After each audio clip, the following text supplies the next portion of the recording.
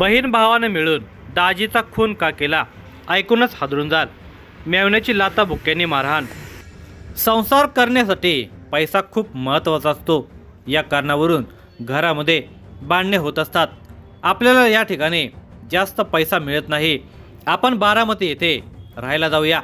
तेथे आपली 2 गुंठे जागा आहे आणि माझ्या माहेरचीही साथ मिळेल असे कांती म्हणत होते। पण विजय मात्र त्याला तयार नव्हता। आपल्या भविष्यातील काळजीपोटी कांती विजयकडे तगादा लावत होते, पण विजय मात्र विरोध करत होता। याच कारणावरून भांडण झाले। विजयने आपल्या नवरेपणाचा अधिकार गाजवत तिला मारहाण केली, पण कांतीने केलेल्या विरोधात तिच्याकडून आणि तिच्या भावाकडून त्याचा खून झाला। या धक्कादायक घटनेचा सविस्तर वृत्तांत पुढे पाहण्याअगोदर जर तुम्ही चॅनलवर जर नवीन असाल तर प्लीज आपल्या ह्या मराठी चॅनलला नक्की सबस्क्राईब करा। शनिवारी दिनांक 14 मार्च 2026 रात्री 11 वाजता नातेपुते पोलीस ठाण्यामध्ये खुनाची बातमी येऊन धडकली।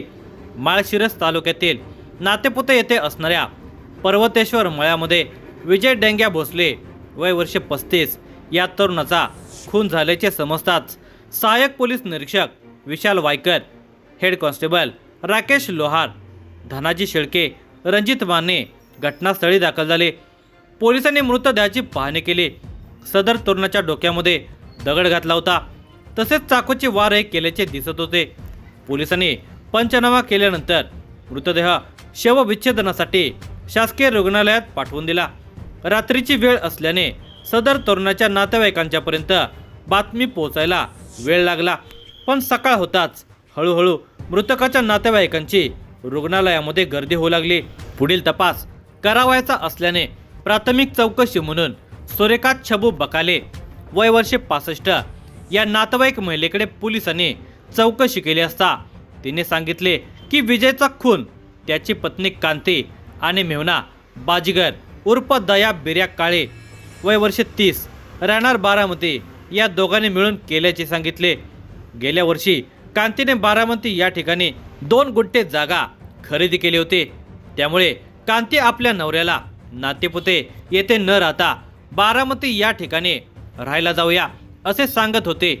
यावरून दोघांच्यामध्ये भांडण होत होते, कारण विजयला बारामती येथे राहायचे नव्हते। त्याने त्याचे स्पष्टपणे पत्नी कांतीला सांगितले होते।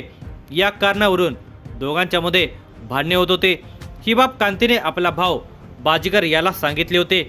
याच कारणावरून दोघा बहीण भावाने विजयचा खून केल्याचे या नातेवाईक महिलेने सांगितले आहे। खून त्याचे नेमके कारण आणि खून करणाऱ्यांची नावे समजल्याने पोलिसांनी विजय डेंग्या भोसले वय वर्ष 35 राहणार पर्वतेश्वर नातेपुते तालुका माळशिरस जिल्हा सोलापूर याच्या खून प्रकरणी पत्नी कांती विजय भोसले वय वर्ष 30 मेवना बाजीगर उर्फ दया बिर्या काळे वय वर्ष 25 राहणार बारामती जिल्हा पुणे यांच्याविरुद्ध गुन्हा रजिस्टर नंबर 96/2026 भारतीय न्याय संहिता कलम 103, 115(2), 352, 351(2) प्रमाणे गुन्हा दाखल केला।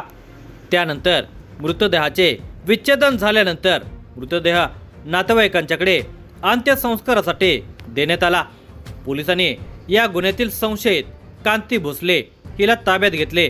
तिचा भाऊ बाजीगर हा फरार झाला होता। त्याची माहिती काढली असता तो सातारा जिल्ह्यातील रहमतपूर येथे असल्याची माहिती मिळाली। पोलिसांचे पथक रहमतपूर येथे गेले आणि बाजीगर काळे याला ताब्यात घेतले। त्याला नातेपुते पोलीस ठाण्यामध्ये आणले। दोन्ही आरोपींना न्यायालयामध्ये उभे करून 3 दिवसांची पोलीस कोठडी घेण्यात आली। पोलीस कोठडीमध्ये त्यांची कसून चौकशी केली असता त्यांनी गुन्हा कबूल केला। कांती भोसले हिने सांगितले की आम्ही नवरा बायको नातेपुते या ठिकाणी मजुरी करून संसार चालवत होतो, मात्र यातून पैसा जास्त मिळत नव्हता।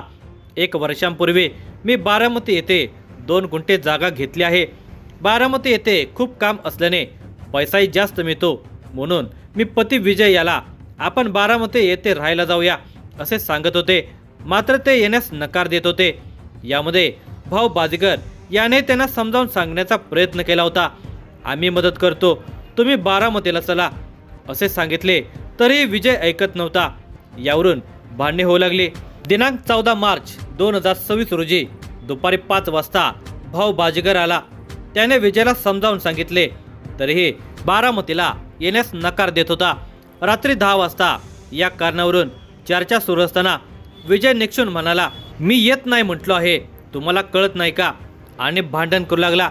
याचा राग आल्याने घरातील चाकू धमकावण्यासाठी आणला तरी विजय ऐकत नव्हता. उलट कांतीला मारहाण करू लागला. हे पाहून कांतीने त्याच्यावर चाकूने वार केले. तो खाली कोसळताच भाऊ बाजीगरने त्याच्या डोक्यामध्ये दगड घातला. थोड्याच वेळात विजय निश्चित पडला. विजय मेल्याचे समजतात बाजीगर तिथून पळून गेला. या प्रकरणाचा तपास पोलीस अधीक्षक अतुल कुलकर्णी, अप्पर पोलीस अधीक्षक प्रीतम यावलकर, उपविभागीय पोलीस अधिकारी संतोष वाळके यांच्या मार्गदर्शनाखाली सहाय्यक पोलीस निरीक्षक विशाल वायकर, उपनिरीक्षक सोनल मोरे, हेड कॉन्स्टेबल राकेश लोहार, धनाजी शेळके आणि इतर सहकाऱ्यांनी हा तपास यशस्वीरित्या पूर्ण केला.